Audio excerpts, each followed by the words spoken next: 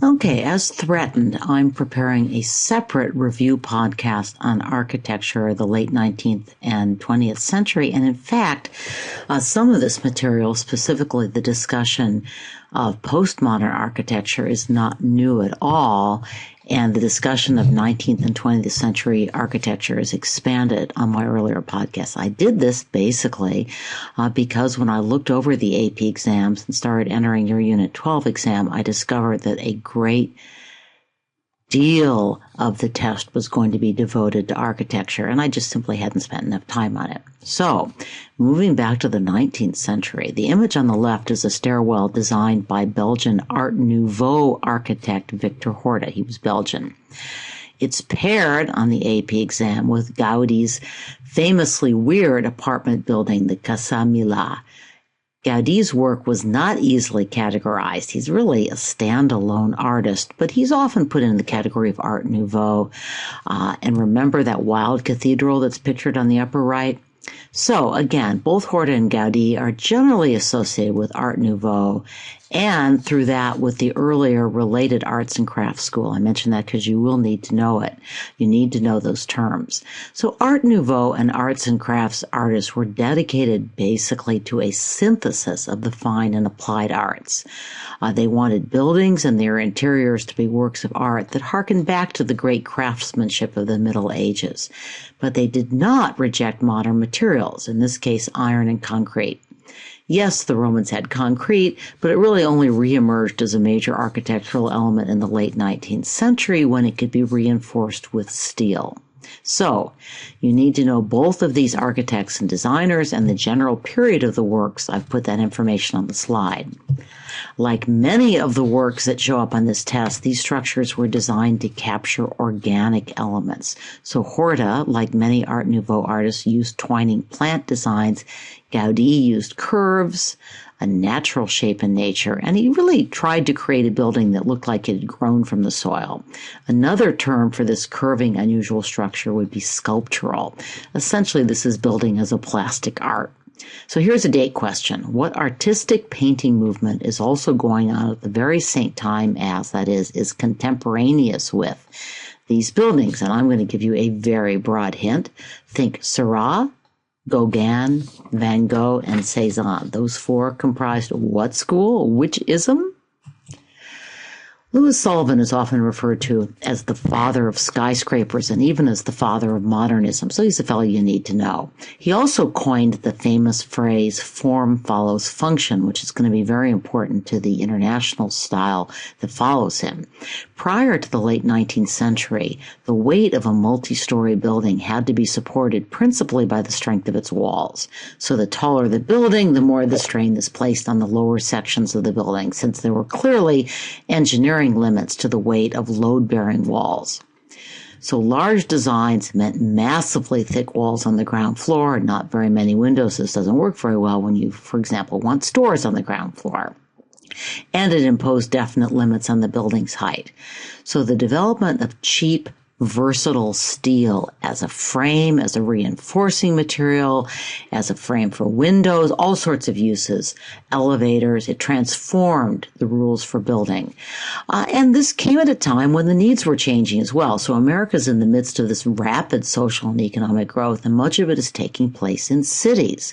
So you have a more urbanized society, and that society needs newer buildings, it needs larger buildings. You can't move out indefinitely. You need to move up. The mass production of steel, as I've already noticed, was the main driving force between the ability to build skyscrapers during the mid-1880s, along, of course, with elevators. So by assembling a framework of steel girders, the steel I-beam, architects and builders could suddenly create tall, slender buildings with a strong and relatively delicate steel skeleton. So this new way of constructing buildings was known as column frame construction, and it pushed them up rather than out. The steel weight-bearing frame allowed not just taller buildings, but it permitted larger windows. Basically, a lot of the building support was run up through the center of the building, cantilevering a attaching floors just to the inner wall, something we'll see with Frank Lloyd Wright. And steel beams were also used, steel wire was also used basically to help hold up these floors. So as a result, you could have larger windows. That meant more daylight reaching interior spaces. Interior walls became thinner.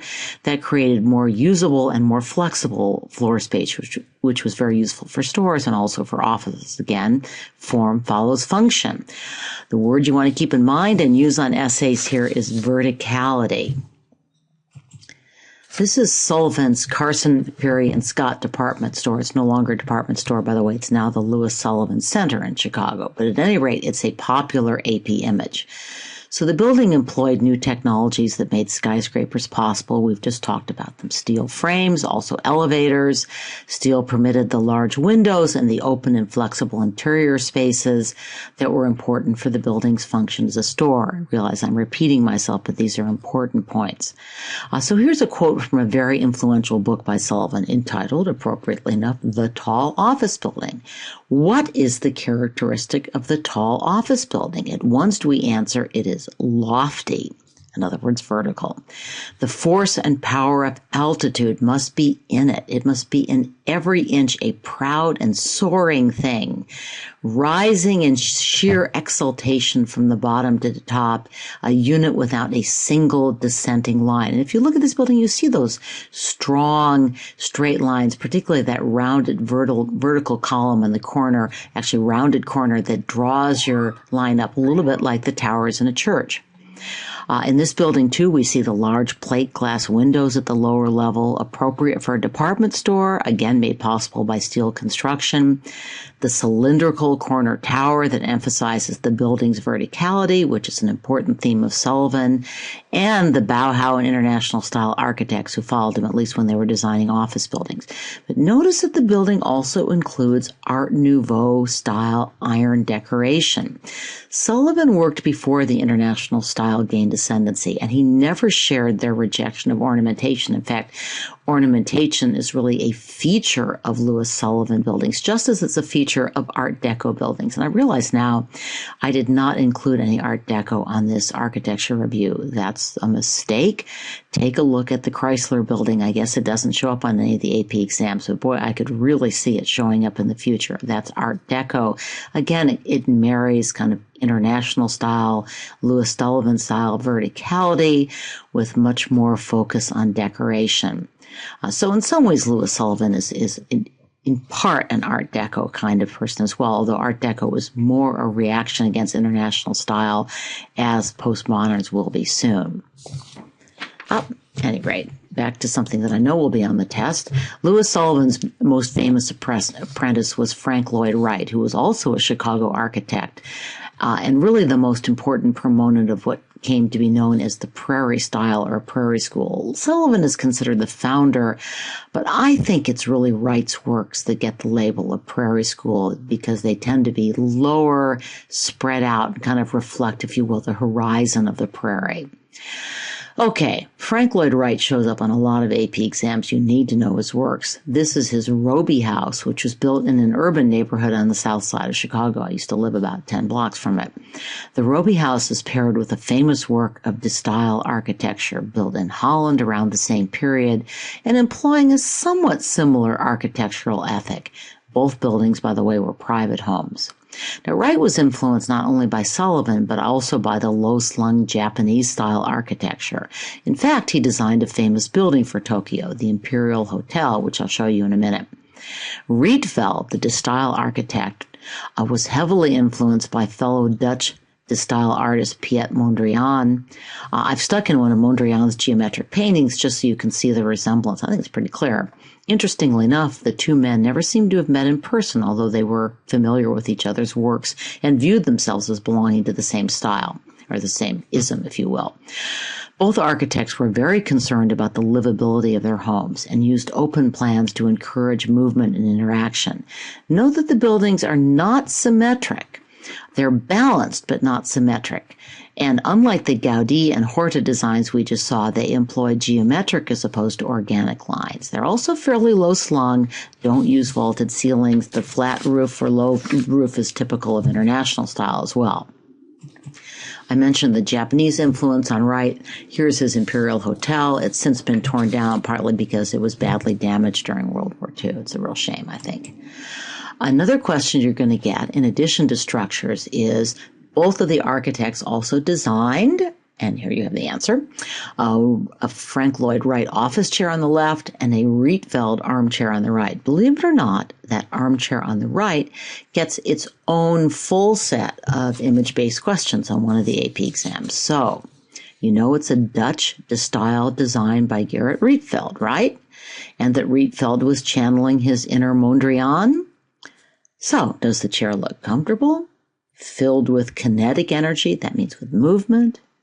Does it show a traditional or historical design? No. The answer to all of those is no, and I haven't named the right answer because it's one of those accept questions, but I don't think it's going to give you any trouble.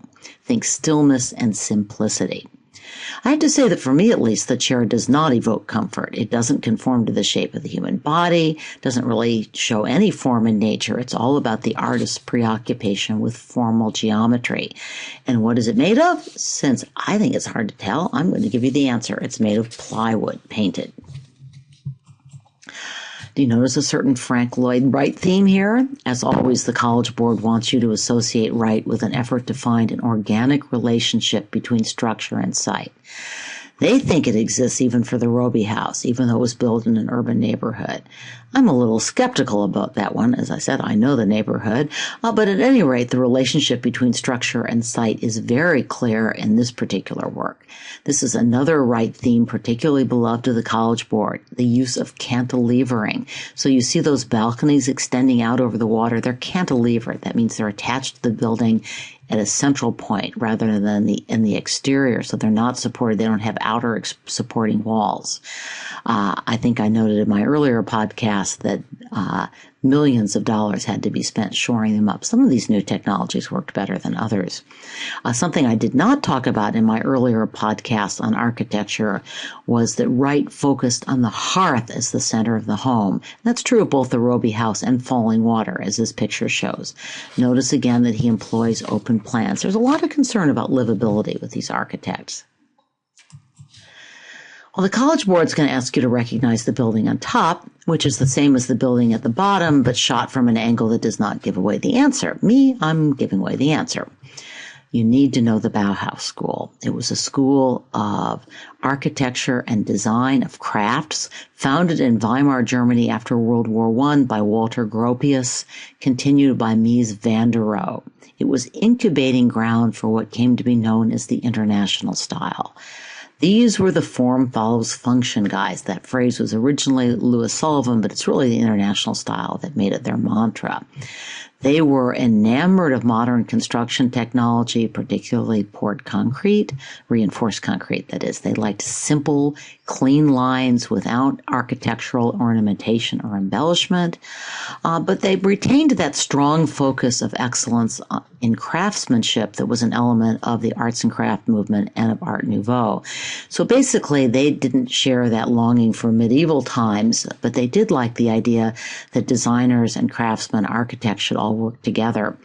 Another couple of big names associated with international style, by the way, are Philip Johnson and Le Corbusier. Although, as I will soon note, one of Le Corbusier's most famous buildings, a church, really departs from international style. But this one doesn't. This is a famous international style house built by a famous international style architect, Le Corbusier, and it shows up repeatedly on the AP exam. So the Villa Savoy is probably Corbusier's best known building from the 1930s, and it had an enormous influence on international style. It was designed addressing his so-called 5 points. So here's what they are. Ground level supporting beams should elevate the building from the earth. This creates a better view. This was built up on a hillside and allows the garden to continue underneath. In other words, it doesn't use up a lot of land. There's a functional roof, which served as a garden and a terrace, so it reclaims, again, some of the nature, some of the land that would be occupied by the building for nature. It employs an open floor plan. It's relieved of load-bearing walls. The walls are placed freely and only where they're needed aesthetically. Again, here you have both internal cantilevering and the poles holding up. No, by the way, there's no obvious cantilevering here, so that is not going to be a correct answer about this particular work.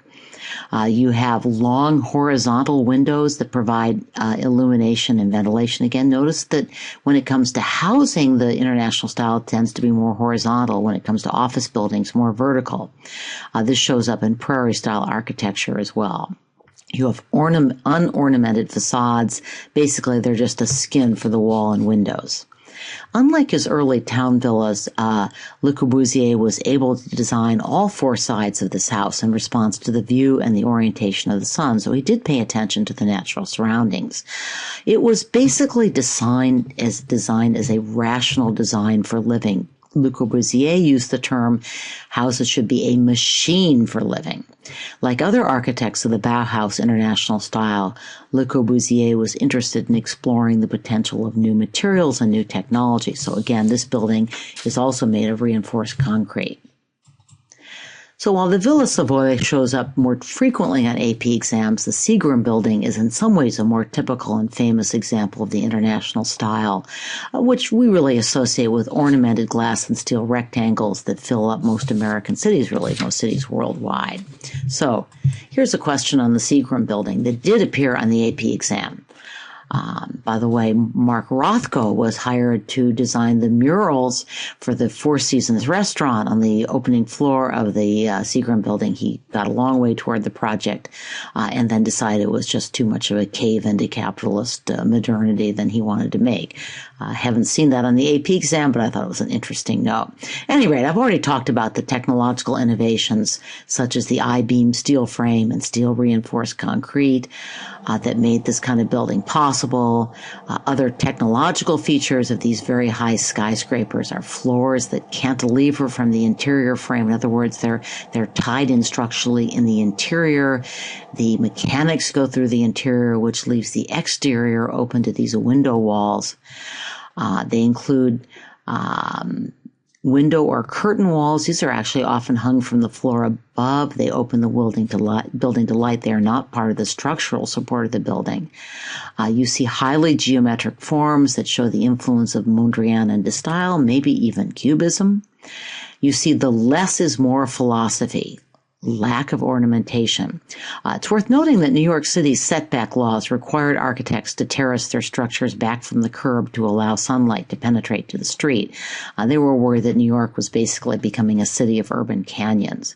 In general, international style architects were also very concerned about providing light, hence all the windows. And you'll remember to use the word verticality if you get this kind of question, right? And now we get something entirely different from Le Corbusier. I don't know why I can't pronounce that after my years of French. Anyway, this is a popular AP image as well, but it's more difficult to classify. Le Corbusier is associated with the international style, as you've seen, and this building, frankly, represents a departure from his usual work. Generally, he embraced standardization, and he called himself, his work as following a machine aesthetic. That's his own term. You see this term machine coming up. But for this commission, he felt that he needed to respond to the ancient traditions of a pilgrimage site, to the hilltop location, and to its religious function. So in some ways, it is still form follows function. It's just a very different function than an office building or even a home. The chapel was built to replace an earlier pilgrimage church that had been completely destroyed in World War II. So part of the architect's mission was to convey hope for the future and for peace in the wake of this terrible destruction. By the way, this would be a very interesting work to choose if you got a question about pilgrimage churches. It's not a traditional Romanesque pilgrimage church, but it was in fact a pilgrimage site and was designed as such by Le Corbusier. He wanted basically modern-day pilgrims seeking spiritual solace, some explanation for the horrors of the war, the spirit of the modern age. I mean, that was all very much a part of his plan. And by the way, quite recently, a convent has been established near this site. At any rate, the Catholic Church at this time, so part of his mission was to convey hope for the future, hope for peace in the wake of the destruction. He wanted pilgrims to come seeking those things. And the Catholic Church at this time, was trying very hard to signal that it was relevant to the modern world and that it was not, in fact, rejecting everything about the modern world. And in fact, this is a time when many quite modern churches were built with the encouragement from Rome.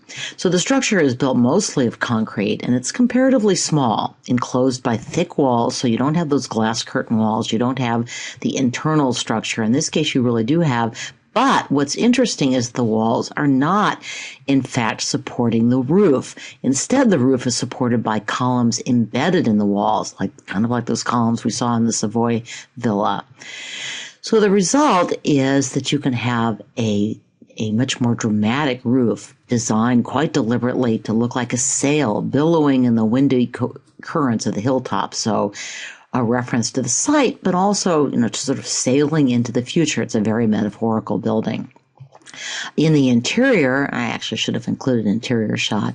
The spaces are left between the walls and the roof and filled with clerestory windows. So there's basically open window space between that sail-shaped roof and the building, and that lets in a soft light, soft indirect light, again reinforcing the building's spiritual function.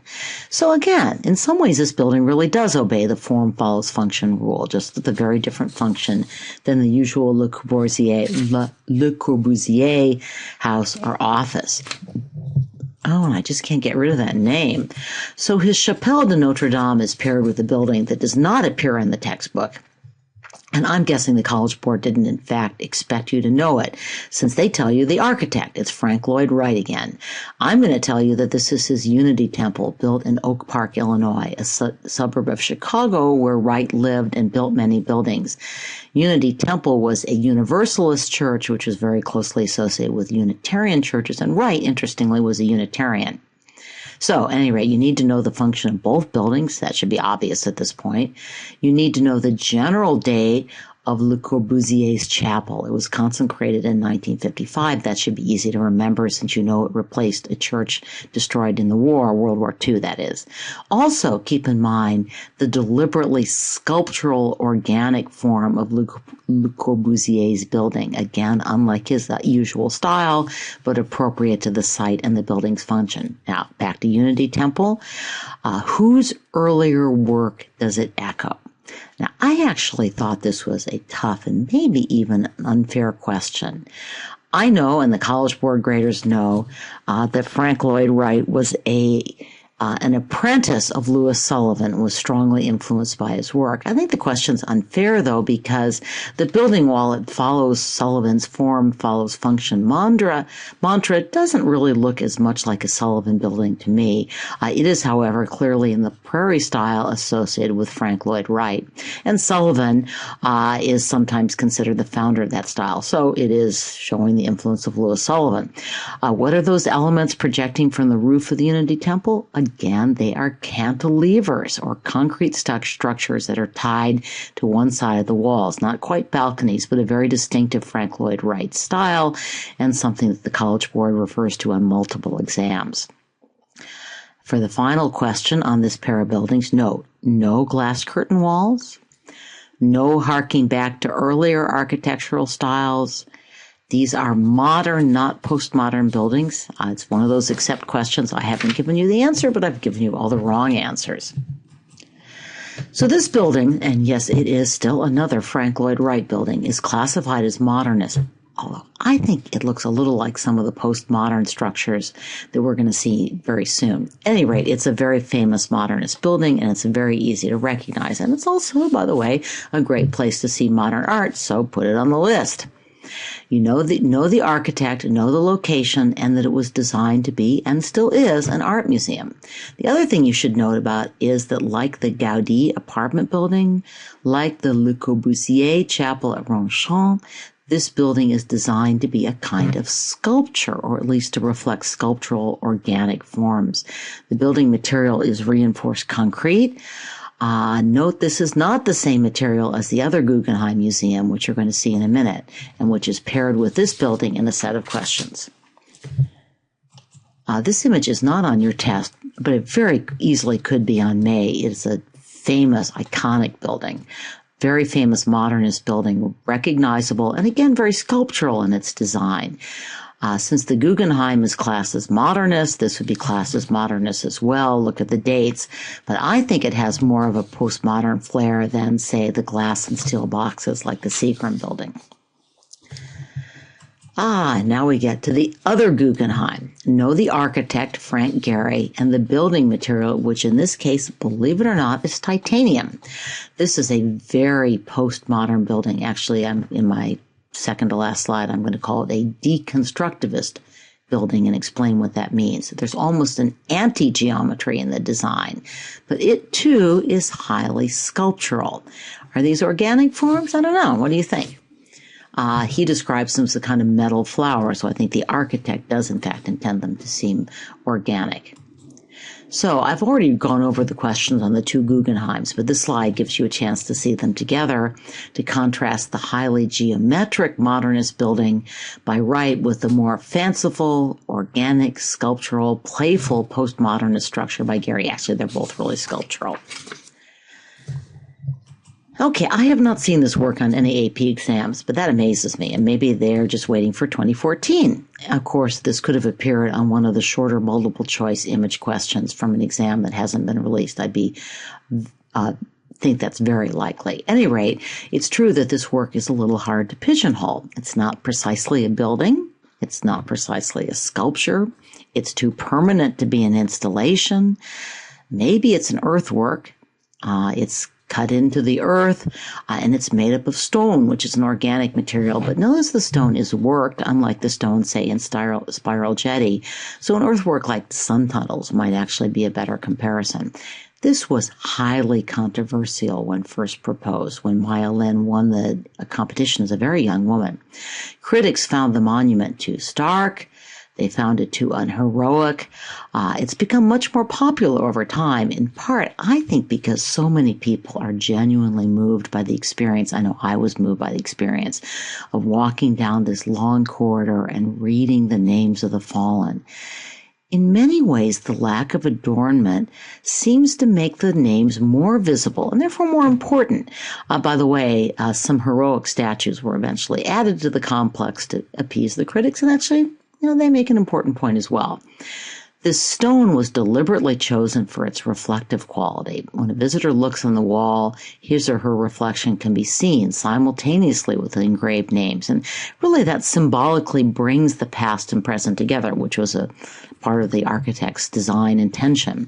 One wall, by the way, points toward the Washington Monument, and the other in the direction of Lincoln Memorial, so they meet at a 125-degree angle.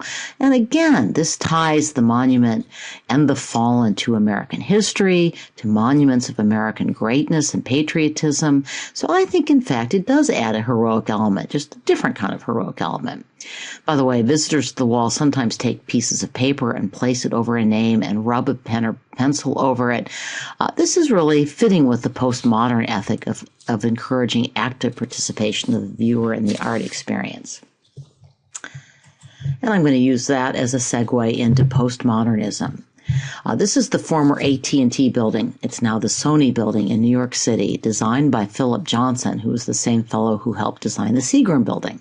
So he's a celebrated international style architect, and this building represents a change in approach. Notice it's 30 years later. Those 30 years usher in postmodernism. So what are the international style elements? I'm just going to tick off the list from the College Board. The simple and unornamented exterior creates a streamlined effect. The building's function is evident from its exterior. It's an office building. Form follows function. The shape of the building is rectilinear. It uses geometric vocabulary and design, and it follows the less is more principle, mostly. But it's not a glass box. It's clad in granite. Postmodernists often use more decorative stone, not just glass and steel.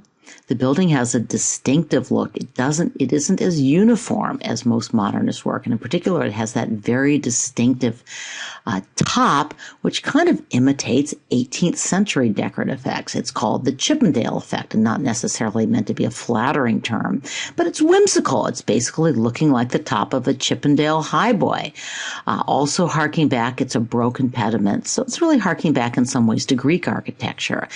And if less is more is the slogan of the International School, less is bore is the slogan of the Postmodernists, and this is not boring.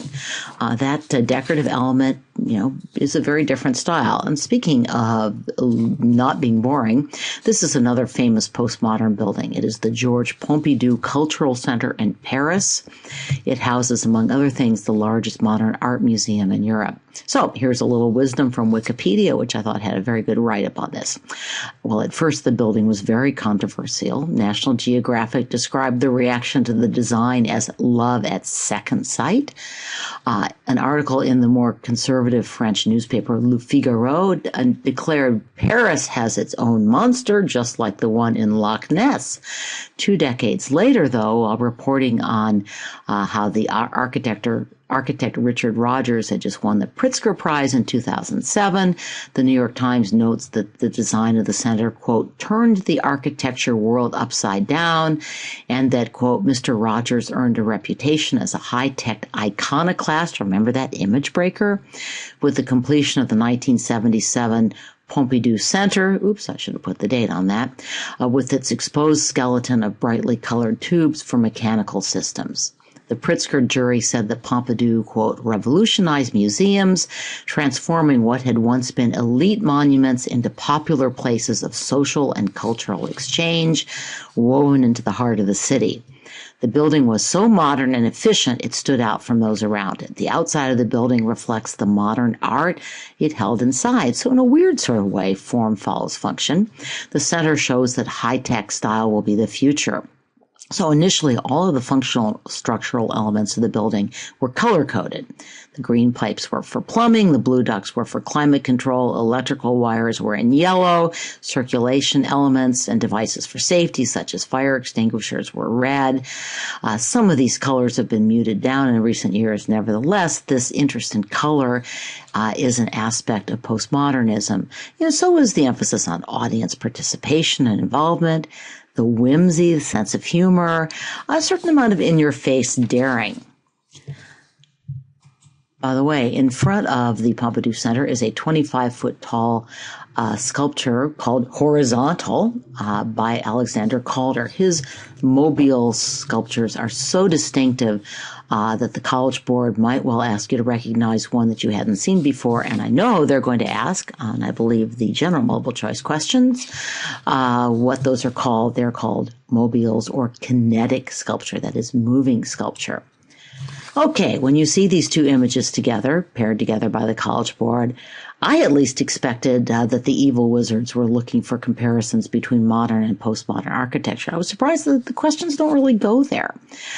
So you know the Villa Savoy, you know Le Corbusier, even though I can't pronounce his name, and you know the international style for the image on the bottom, right? And you know what the purpose of the Pompidou Center is. I just talked about it. So what do these two buildings have in common? Turns out the College Board's more interested in that than in the differences. Well, they both have exteriors that emphasize their structural design, that really, in a sense, put the skeleton on the outside. The College Board, I think, rather confusingly uses the term structural integrity to describe this. I don't like that. I mean, Gothic cathedrals have structural integrity. I think it's visible structural elements, but I didn't write the test. And your test looks like the one you'll get from the AP. So, Le Corbusier's villa reflected his architectural theories, which I've already discussed, but he sums them up with a phrase I might not have used. Actually, I did end up putting into an earlier section of the podcast, machines for living. That's a very Bauhaus international style sort of sentiment. And of course, both buildings emphasize and make direct reference to 20th century technology in their design. Again, the most notable feature of the Pompidou Center is the way its engineering functions, its heating vents, its plumbing, etc., appear on the outside and were initially at least brightly colored. I would describe that as a whimsical postmodern touch. But the College Board thinks that the Pompidou Center, as well as the Villa Savoy, obey the form follows function rule. And given that it's a modern art museum, I think you could really say that about the Pompidou Center. And it's a very user-friendly, if somewhat weird, design. Well, this architect worked with Philip Johnson on the AT&T or Sony building, and it's a popular image, very often shows up in discussions of postmodern architecture. So, after years of vertical style, this design reasserts the horizontal. There are also numerous clever callbacks to earlier architectural styles. Look particularly in the bottom left. You see reinterpreted classical elements, pilasters, columns, keystones. Notice, too, a use of color, another postmodern feature, and of stone, not just glass and steel. Your textbook points out that some critics have described this as an enlarged jukebox. Postmodernists probably like that term. An oversized Christmas package, a historic monstrosity, but notice historic. So there is definitely a callback to historical architectural techniques. Someone referred to it as a kind of pop surrealist building. I like that. I think it fits. My guess is, again, that postmodern architects don't dislike that. I admit I enjoy postmodern breaks from the glass and steel boxes, so I really kind of like this building.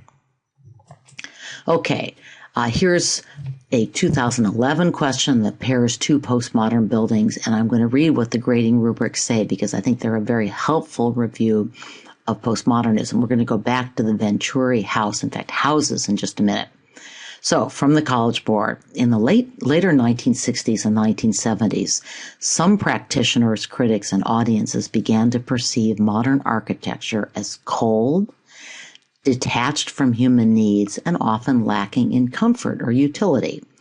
The opposition between modernist and postmodernist ideals is often reduced to Mies van der Rohe's statement, less is more, versus Robert Venturi's riposte, less is bore. I like that. You could use that in an essay. Urbanist architects such as Venturi and his partner Denise Scott Brown embraced an eclectic, historicist approach to architectural design. Eclectic is a word you should know, by the way. It means borrowing from a variety of sources, and in the case of postmodernism, from a variety of earlier historical styles, especially, by the way, classicism. To continue from the College Board, two key postmodern texts are Complexity and Contradiction in Architecture by Venturi, and this is the title I really like, Learning from Las Vegas by Venturi, Denise Scott Brown, and Eisenhower. These are books from the late 1960s, early 1970s. Postmodernism actively subverted modernist notions of purity and uniformity in favor of eclecticism, pluralism, again, multiple sources, return of color and ornament. Remember those colored tubes at the Pompidou Center? I'm adding that to the College Board rubrics. Postmodernists responded to a perceived modernist, again, we're talking international style in particular, disinterested in the siting of structures by exploring how historical and vernacular architecture evoked a sense of place. By the way, no, that's a little unfair to the Villa Savoy. Le Corbusier was very conscious of its siting on a hill and its integration with the environment. He wasn't, however, particularly concerned with it fitting in with other French architecture of that area. So these buildings by Venturi and Graves show postmodern reactions against modernist precepts. And I'm going to continue with this College Board grading rubric. Oops, it was the second slide. Okay, so keeping this up. The discussion of modernist architecture may include the international style, Prairie style, or Chicago school. Philip Johnson and Henry Russell Hitchcock state that modern architecture promotes, quote, volume rather than mass, regularity rather than symmetry, and an absence of arbitrary applied decoration.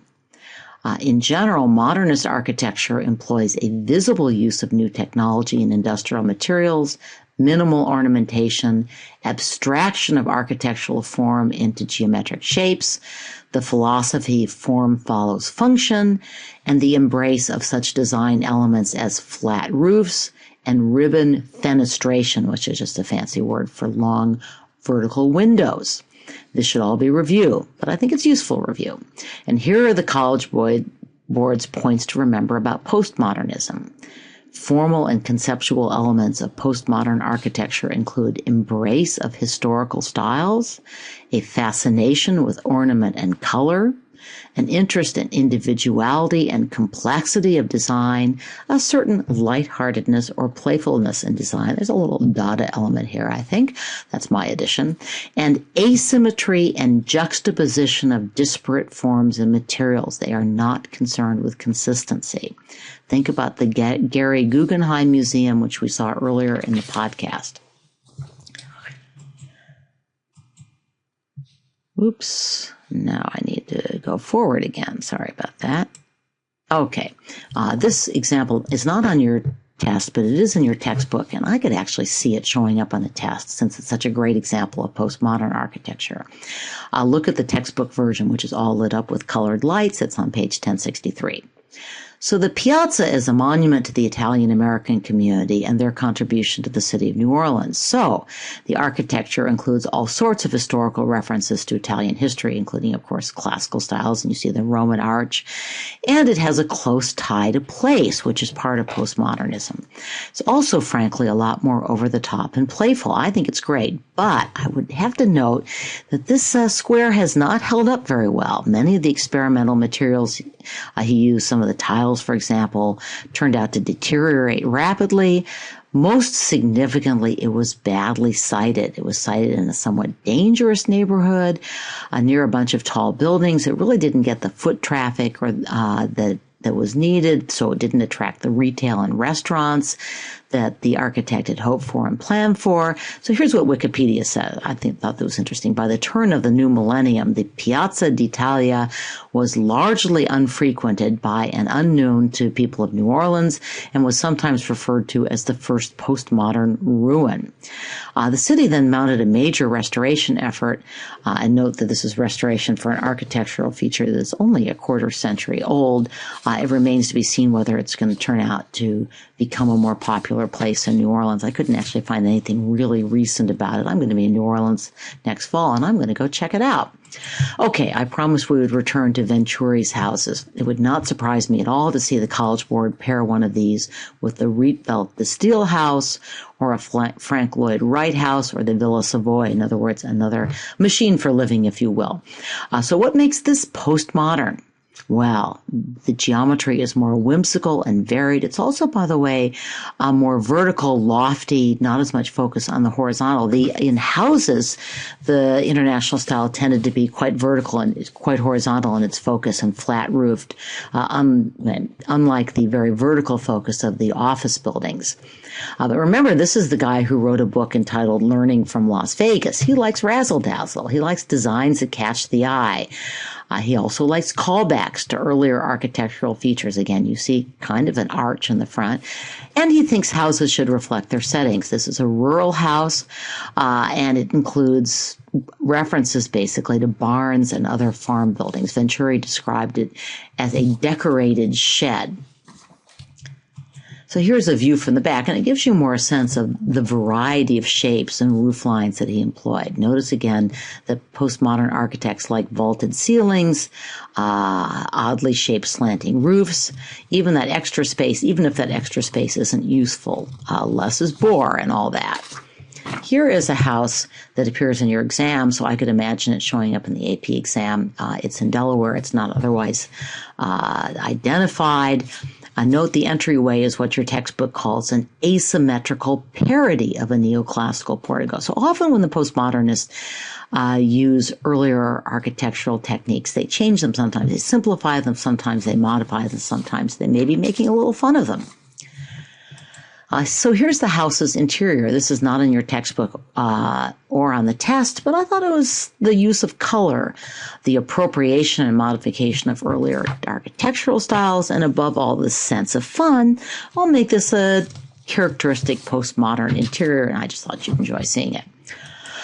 Finally, this is an example of what your textbook calls deconstructivist architecture. The Bilbao Guggenheim Art Museum is another example of a work that employs an architecture of chaos, which is why I stuck it back on this slide. When it comes to literature and art criticism, the term deconstructionists deny that a text or work of art can have any fixed meaning. Basically, they think meaning is always defined by each reader or viewer, and it reflects the prism that reader or viewer looks at it through and the political power structures in society. Deconstructivist architecture is basically designed to disorient the viewer.